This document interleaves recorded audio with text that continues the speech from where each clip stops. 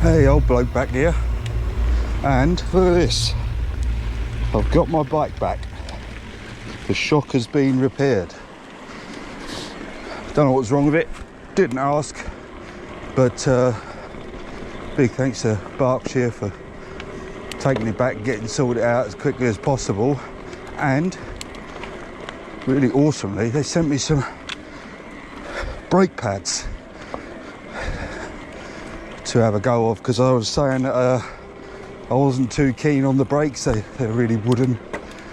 There's the guide REs on here, and it's all right, you know, bimbling about, but big stops off the tops of the beacons, they just feel like wood. And I've had the rear disc warp off one stop, so just kind of need a bit of solution really. And I don't want to spend, well, actually I do want to spend 400 quid on new brakes, but I'm not gonna. There's plenty of other things to spend 400 quid on. So I've fitted the shock, pumped it up to the right sag, and I'm out, which is fantastic.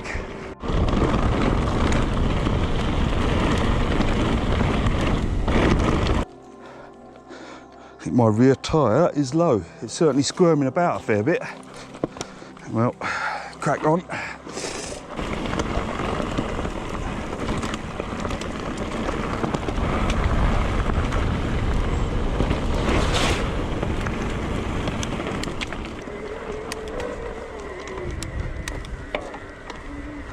Well, it's really nice to be out after work. Well, when I say after work, I wasn't actually working today. I'm sure many of you have to do the same. I was out training to do a job I already do, which is annoying because I have to pay for that as well and take the time off work to do it. So just in case you didn't know, or you're even remotely interested, because I install oil boilers and tanks and all sorts of stuff like that, heating systems. Every 5 years I have to go and retrain for a week and get to pay for the privilege and take a week off work, which is irritating. On our way up to the bedrock descent, this will see how the rear shock is performing. The problem I had with it was I felt like it was locking out all the time, and when I looked at the lever it was spinning on its own, so it probably was locking out and then not locking out and then locking out again, and as I rode it would spin and keep changing the setting. So we'll see now. It's the first proper descent of the ride. I didn't put the brake pads on yet. Like, thanks Berkshire for the pads, I really mean that. It's you know, I was talking about the guide REs being wooden, and I mean, they don't lack power, but once they get hot, they're a bit rubbish. And they sent me some CL brake pads, which I haven't fitted yet, but when I do, I'll let you know how they are. Right, let's have a go at this descent. I am going to take it easy, and I always say that, but I am going to take it easy because there's a few unknowns on the bike, including there ain't as much pressure in the tyres as I usually have. Oh, it feels great. Oh, well, apart from the lack of pressure in the rear tyre, it feels really good.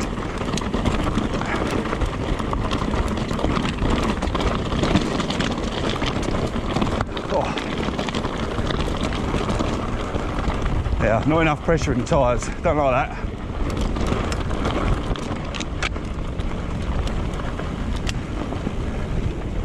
Oh, yeah, it's rolling off the edges. It's like, you know, you've just slipped off the top of a berm or top of a rut or something like that. It's really horrible not having enough air.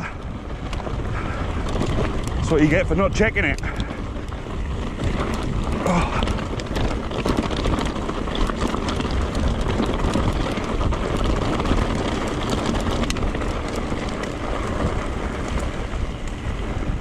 Cool.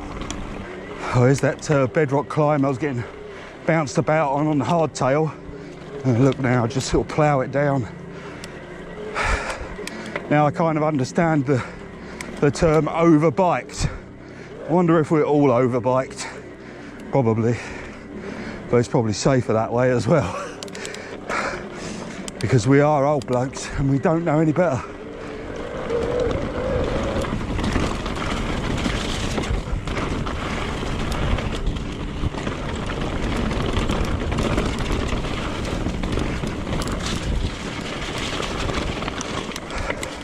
I've got to say, it's so nice to be back on this bike.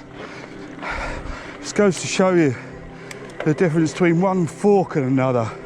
I mean, maybe it's just the setup, but this is a lyric fork and it's absolutely brilliant. You know, I don't think I'll ever find its limits. I'm just not that good. Here we are, sunset bench. Hooray. And it is almost sunset. Fantastic. Feels really plush, and I've not used all the travel. I got it set up to just under 30% sag, so that feels great. Right, quick drink at sunset bench and off we go.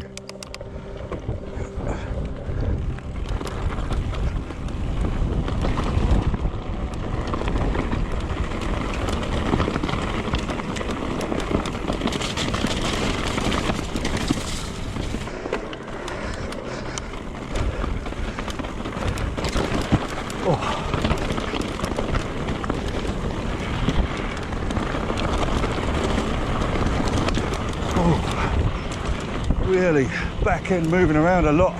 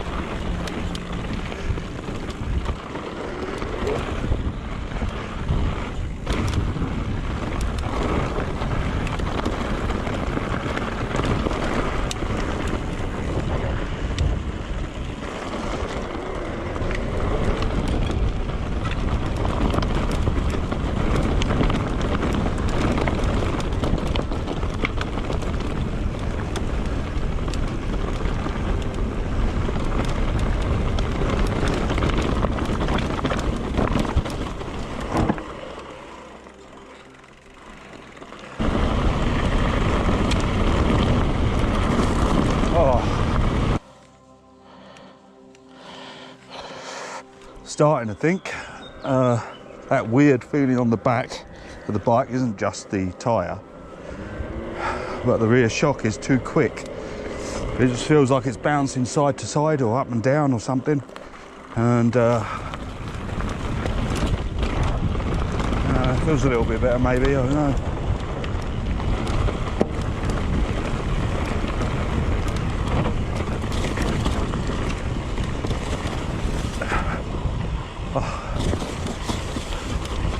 That is the first time I've been down there dry. That's unbelievable. Never ending climb is never ending. I don't know how people change their front sprocket to like 36s. I can never get on with that around here. Unless I put like a 50 odd on the back, then maybe. It's too steep. Climbs there are too steep.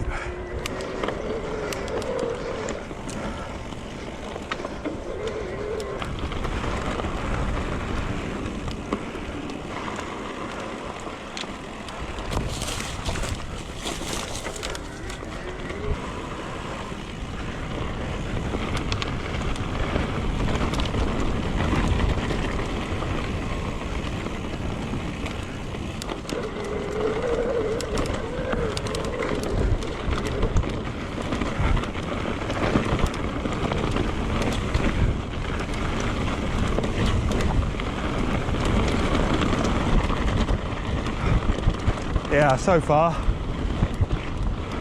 that adjustment on the rebound seems to have made a difference.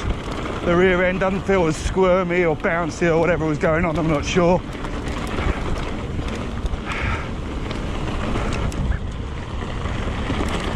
Oh, can't see a thing, got no riding glasses, eyes are streaming. Oh. Right, this is the last downhill on the way home, and this will tell me how the rear shock is.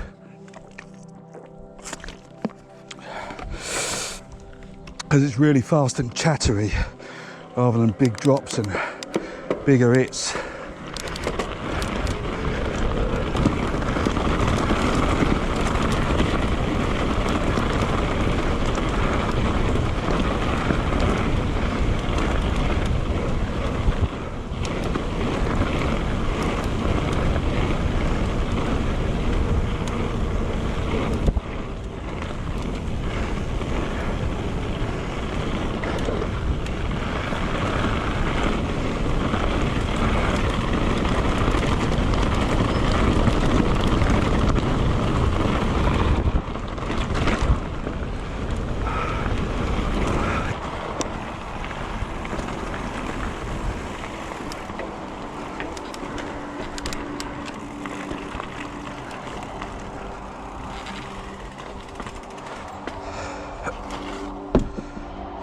Yeah, that's about what it usually is. Look, hour and 17, average speed of 10 and nearly 13 miles.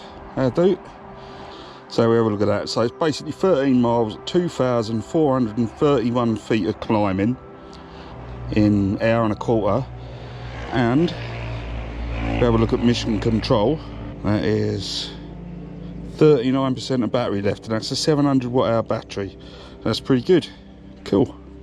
Right, till next time. See you later.